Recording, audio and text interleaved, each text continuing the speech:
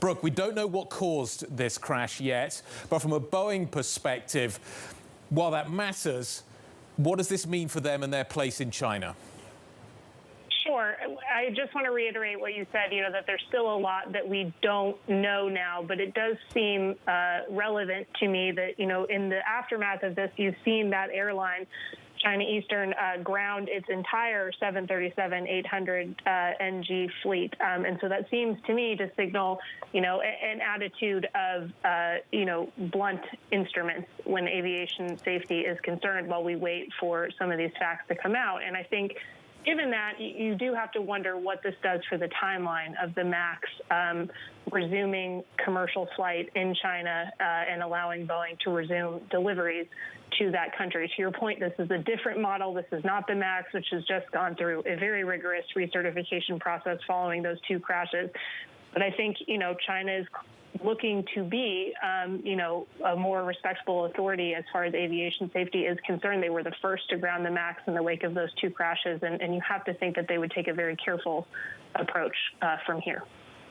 Brooke, not to minimize the human impact of the crash, but let's talk about that regulatory kind of standpoint when it comes to China. What is perhaps the worst case scenario here when it comes to Boeing and China kind of getting back on the same page? You have Boeing stock, for example, down 5.5%. Can you speak to a little bit about what the consequences are?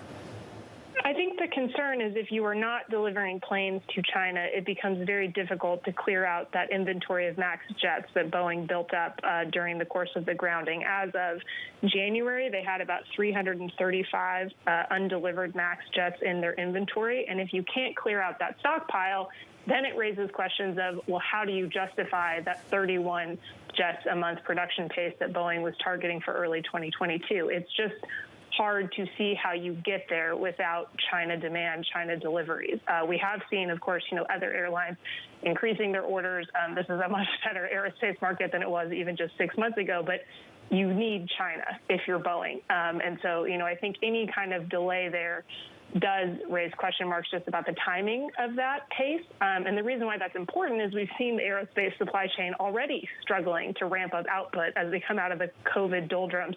You have labor issues, you have casting and forging issues, and, it's very important to have a clear timeline as you try to work through all of those.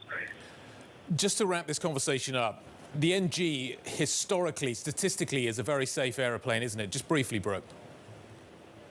Yes, it is. Absolutely. I mean, this is the previous generation before the MAX. It's been around for 25 years. It has a very, very good safety record.